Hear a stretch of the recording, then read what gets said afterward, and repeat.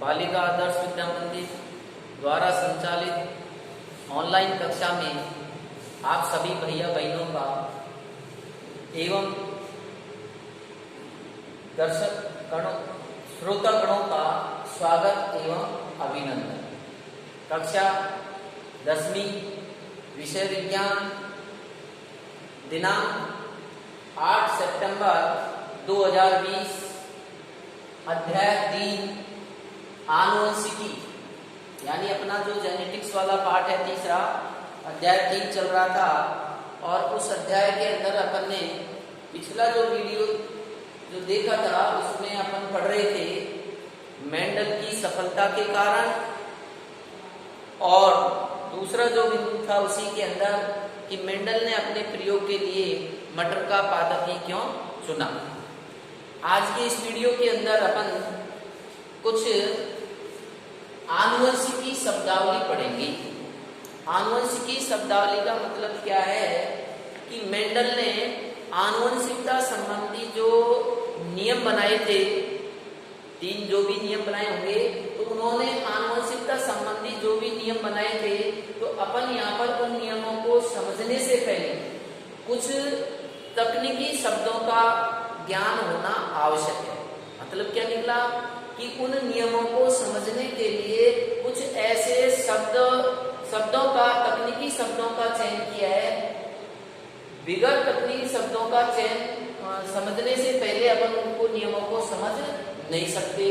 तो ऐसे कौन कौन से तकनीकी शब्द हैं जिनसे आप आगे ठीक प्रकार से समझ सकेंगे उनको मेंडल के आनुवंशिकता संबंधी नियमों को, तो इनके बारे में इनका होना या ज्ञान होना आवश्यक है।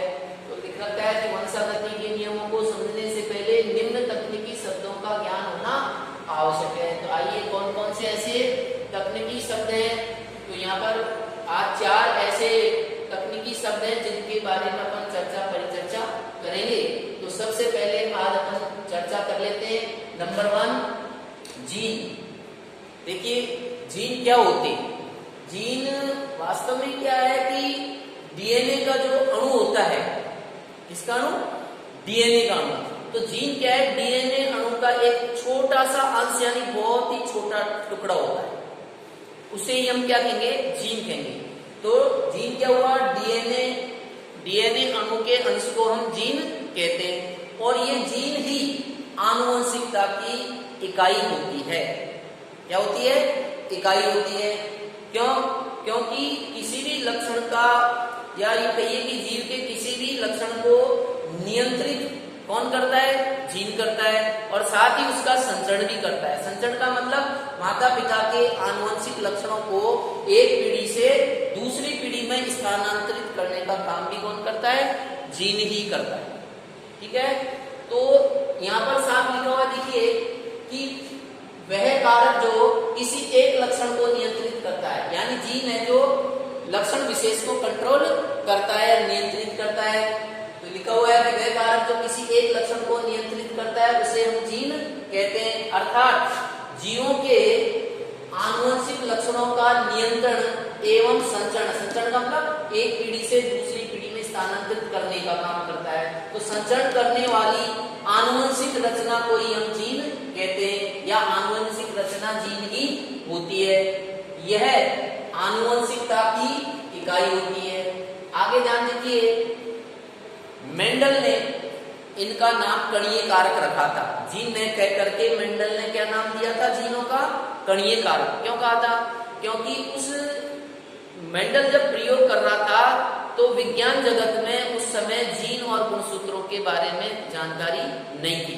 हाँ, ये तो मेंडल ने कहा था कि वास्तव में कोई ऐसा छोटा कारक होता है जो लक्षणों को नियंत्रित करता है और एक पीढ़ी से दूसरी पीढ़ी में ले जाता है। तो उन्होंने इनका नाम जीन ने कह करके उस जमाने में उनको क्या कहा गया?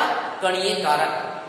तो मेंडल ने इन जीनों को ही क्या नाम दिया गया था? कणीय कारक। लेकिन बाद में मेंडल के बाद कणीय कारकों का ही नाम बदल करके एक वैज्ञानिक है जिनका नाम है जॉनसन। क्या नाम है? जॉनसन नामक वैज्ञानिक ने मेंडल के कणीय कारकों को ही बदल करके उनका नाम जीन रखा था। तो कई बार परीक्षा में पूछ लिया जाता है कि कणीय कारकों का नाम बदल करके जीन किसने रखा, तो जॉनसन बता देंगे आप। तो देखिए लिख रखा है, मेंडल द्वारा उपयोग में लिए गए कणीय कारक शब्द को ही जॉनसन ने जीन नाम दिया था। तो ये ध्यानपूर्वक सुन ले, तो बड़ा काम का है। आगे आ रहा है युग्म विकल्पी। क्या युग्म विकल्पी क्या होता है? देखिए, किसी एक लक्षण को नियंत्रित करने वाली जीन के दो विपर्यासी स्वरूप होते हैं। यानी अभी अपन ने पढ़ा था कि किसी भी लक्षण को नियंत्रित कौन करता है, तो अपन ने नाम दिया था जीन। तो जीन के दो विपर्यासी लक्षण होते हैं, यानी युग्म विकल्पी होते हैं, जोड़े में होते हैं। जैसे मान लीजिए एक लक्षण अपन मानते हैं, जैसे ऊंचाई का लक्षण लेते हैं अपन। अब ऊंचाई का जो लक्षण होता है उसके दो युग्म विकल्प हैं, जोड़े में होते हैं। यानी कि एक तो लक्षण अगर आप देखें लंबाई का, अगर आप, तो लंबाई तो क्या हो गया, लक्षण हो गया। अब इसके युग्म विकल्प क्या हो गए, दो होती हैं जीन। कौन कौन से? दो विपर्यासी स्वरूप होते हैं, जिसमें लंबाई का अगर आप देखें तो लंबा और बौना। तो दो युग्म विकल्प हुए कि नहीं होगी? तो एक तो लंबा हो गया और दूसरा कौन सा हो गया, बौना हो गया। तो कहने का मतलब क्या हुआ है कि किसी भी जीन के दो स्वरूप होते हैं। एक जो होता है उसको अपन प्रभावी लक्षण कहते हैं, और दूसरा जो होता है लक्षण उसको अपन क्या कहते हैं, अप्रभावी।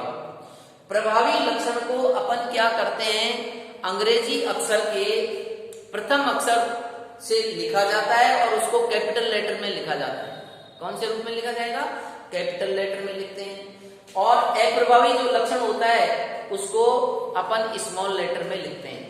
स्मॉल का मतलब छोटे में। जैसे यह समझने की अपन कोशिश करेंगे, अभी यहाँ उदाहरण आएगा जब समझाएंगे, तो अभी पहले ध्यानपूर्वक सुनेंगे।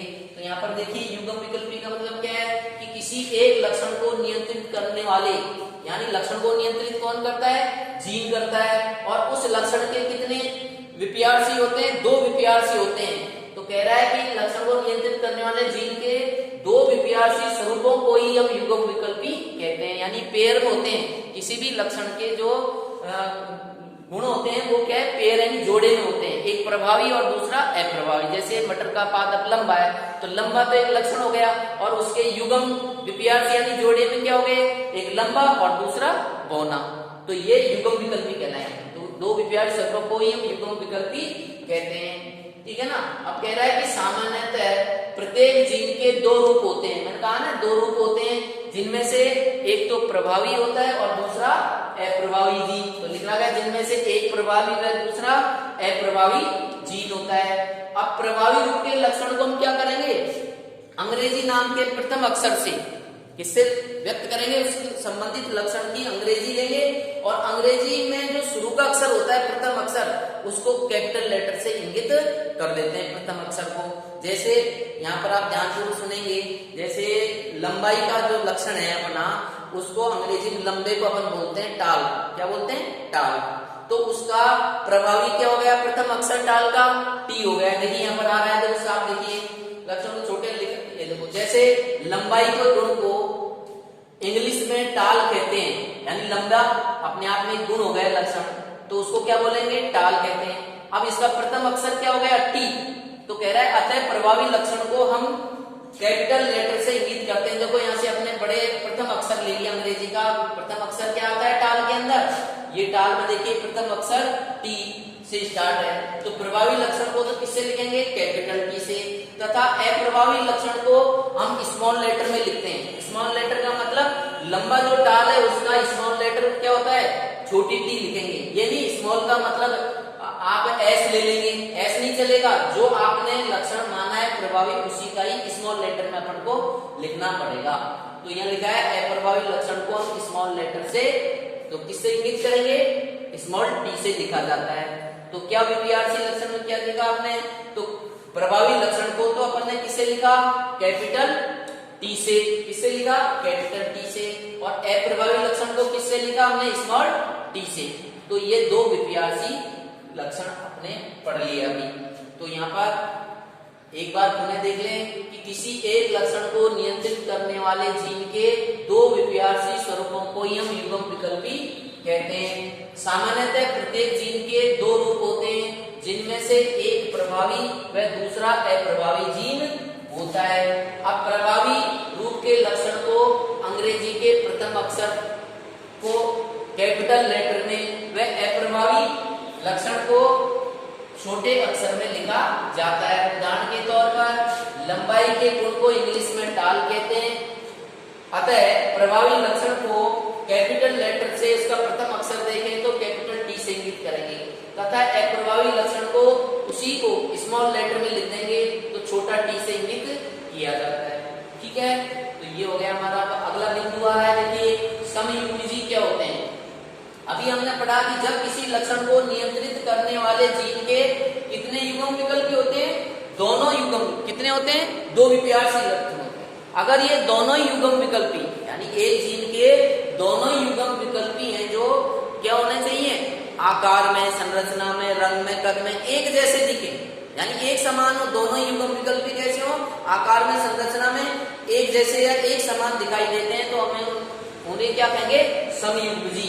तो देखो लिखा हुआ है कि जब किसी लक्षण को नियंत्रित करने वाले जीन के दोनों ही युग्म विकल्पी एक समान होते हैं, ठीक है ना, समान हो, तो उसे हम समयुग्मी कहते हैं। अब जैसे आप देखिए शुद्ध लंबा को अपन क्या करेंगे? बड़े टी से इंगित कर रखे हैं आप। तो देखिए इसके दो जीन हो गए, दो बड़े कैपिटल टी है ना, जो आकार में, संरचना में एक जैसे नजर आ रहे हैं, ठीक है ना। तो ये क्या कहलाएगा? उदाहरण दे सकते हैं शुद्ध लंबा। क्या है? शुद्ध लंबा कहलाएगा। ऐसे ही आप देखो ये दोनों है जो क्या है? एक जैसे दिख रहे हैं, आकार में, संरचना में एक जैसे नजर आ रहे हैं, दोनों स्मॉल टी, इसलिए ये भी क्या है? समयुग्मी है। आप इधर देखिए लाल जो है रेड, तो रेड को आप देखिए कैपिटल आर है, दोनों एक जैसे, दोनों जीन है जो आकार में, संरचना में कैसी? एक जैसी। ऐसे ही आप देखिए सफेद के क्या है? दोनों स्मॉल लेटर है। तो ये दोनों जीन अगर आकार में, संरचना में एक जैसी है तो समयुग्मी कहलाएंगे, ठीक है ना। तो दोनों युग्म विकल्पी क्या है? एक जैसे। तो देखो इसमें एक जैसे हैं, दोनों स्मॉल आ रहे हैं। इसमें देखो दोनों है जो क्या है? कैपिटल आ रहे हैं, इसमें स्मॉल टी। तो ये सब एक जैसी नजर आ रही है, तो ये क्या कहलाएंगे? समयुग्मी। लेकिन समयुग्मी जो भी जीन होती है वो हमेशा शुद्ध होती है। क्या होती है? शुद्ध होती है। तो तभी हमने इनके आगे देखो शुद्ध लंबा लिख रखा है। तो लंबा लक्षण यहाँ कैपिटल टी क्यों लिया? टी से क्यों लिख किया है? क्योंकि अंग्रेजी में इसको क्या बोलते हैं? टाल, इसलिए टी लिया है। लेकिन बोना को जो अप्रभावी जीन है उसी का स्मॉल लेटर लिखा जाता है। ऐसे ही आप देखो यहाँ पर लाल को अंग्रेजी में क्या बोलेंगे? रेड। और रेड का आपने देखो किससे इंगित करते हैं? आर से, इसलिए कैपिटल। तो ये प्रभावित देखिए ये भी हो गया आपका, तो ये शुद्ध लाल। ऐसे ही देखो इसी का रेड को अप्रभावी जीन क्या होगी? स्मॉल आर, तो इसलिए शुद्ध सफेद। तो इन सब के आगे शुद्ध लग रहा है, तो शुद्ध लंबा, शुद्ध बोना, शुद्ध लाल और शुद्ध सफेद। तो ये आप उदाहरण दे सकते हैं। विषमयुग्मी क्या होता है? इसी का एकदम विपरीत, जब किसी लक्षण को नियंत्रित करने वाले जीनों के दोनों ही युग्म विकल्पी अगर आकार में, संरचना में असमान हो, यानी दोनों जीन है जो एक जैसे में होकर के अलग अलग अगर आपको दिखे, तो उसको हम कहेंगे क्या? विषमयुग्मी। विषम यानी अलग अलग। तो देखिए क्या लिखा है? जब किसी लक्षण को नियंत्रित करने वाले जीन के दोनों युग्म विकल्प यानी दोनों ही जो पेयर है, ये देखो पेयर थे, इसमें तो दोनों पेयर आकार में समान एक जैसे थे, इसमें देखिए असमान है। दोनों जीन में एक तो कैपिटल में और दूसरी स्मॉल लेटर में, तो दोनों युग्म विकल्पी असमान हो तो उसे हम विषमयुग्मी कहते हैं। जैसे आप देखिए बड़ा टी और छोटा टी, तो दोनों जीन है जो क्या है? अलग अलग है। इसमें देखिए एक बड़ा आ रहा है और दूसरा छोटा आ रहा है स्मॉल लेटर में, तो अलग अलग हुई कि नहीं हुई दोनों जीन? ठीक है ना। तो जीन के दोनों युग्म यानी पेयर है जो असमान होते हैं आकार, संरचना में, तो उसे हम कहेंगे विषमयुग्मी। और विषमयुग्मी वाली जो दोनों ही जीन होती हैं जोड़े में, अगर ऐसा है तो वो कहलाएंगे फिर अशुद्ध। अगर समान है वो तो क्या कहलाते हैं? शुद्ध। तो वहां तो आप शुद्ध लंबा, शुद्ध लाल ऐसे कर रहे थे, यहाँ पर देखो लंबे के अंदर क्या बोला है? अशुद्ध लंबे का है। क्यों? क्योंकि बड़ा टी है और छोटा टी। बुल्ले में हमेशा प्रभावी जीन का नाम आता है, ठीक है ना। तो यहाँ पर प्रभावी कैपिटल टी है, ठीक है ना, और स्मॉल लेटर अप्रभावी है, तो इसलिए क्या बोलेगा? अशुद्ध लंबे, ठीक है, या इनको संकर लंबे भी कह सकते हैं। ऐसे ही यहाँ पर देखिए अशुद्ध लाल, बुल्ले में लाल लिया है यहाँ पर, क्यों है? क्योंकि इसका प्रभाव ज्यादा है। तो अशुद्ध लाल तो बड़ा और छोटा, ठीक है, तो ये इस प्रकार के कुछ तकनीकी शब्द थे, उनके बारे में अपन ने संक्षिप्त में जानकारी कर ली। अब आपने कितना सीखा, क्या पाया, तो इसके लिए अपन मूल्यांकन कर लेते हैं गृह कार्य से। तो पहला प्रश्न है, देखिए गृह कार्य की दृष्टि से ध्यानपूर्वक सुनेंगे। वह कारक जो किसी एक लक्षण को नियंत्रित करता है उसे क्या कहते हैं? प्रश्न वापस सुन लो। वह कारक जो किसी एक लक्षण को नियंत्रित करता है उसे क्या कहते हैं? तो वन वर्ड आंसर दे देंगे आप, जीन। देखिए यहाँ पर आ गया, तो इसका उत्तर क्या निकल कर गया? जीन। यहाँ साफ लिखा हुआ था इस टॉपिक में कि वह कारक जो किसी एक लक्षण को नियंत्रित करता है उसे क्या कहते हैं? जीन। तो आप वन वर्ड आंसर दे देना, जीन का। अगला क्वेश्चन देखिए दूसरा, कि किसी जीन के दो विपर्यासी स्वरूपों को क्या कहते हैं? क्या पढ़ा आपने? किसी जीन के दो विपर्यासी स्वरूपों को आप क्या कहेंगे? तो क्या आना चाहिए? युग्म विकल्पी। क्या आएगा? ये लिखा हो, दो विपर्यासी स्वरूपों को ही हम क्या कहते हैं? युग्म विकल्पी। तो इसका उत्तर आपको मिल गया है दूसरे का, युग्म विकल्पी। क्लियर?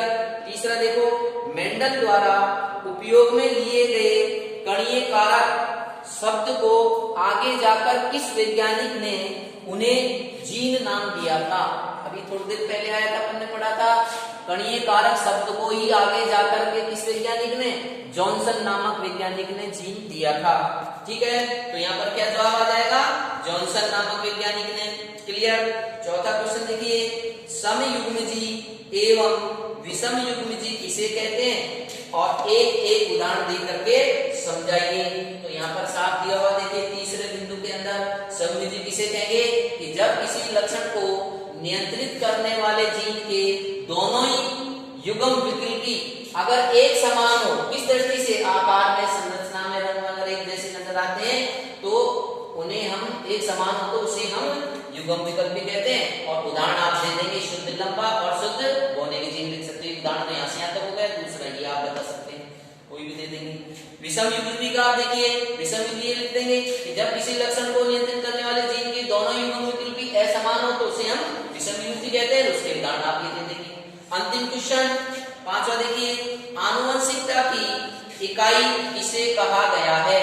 तो अभी आया था ऊपर, आनुवंशिकता की इकाई हमने किसको दिया है, कहा है? जीन को। तो जीन ही आनुवंशिकता की इकाई है। यहाँ पर देखो लिख रखा है, यह आनुवंशिकता की इकाई होती है। कौन? जीन। ठीक है, आज के वीडियो में आपने ये पढ़ा है और गृह कार्य आप सभी तैयार कर रहे होंगे। ठीक है, आज की वीडियो में इतना ही। नमस्कार।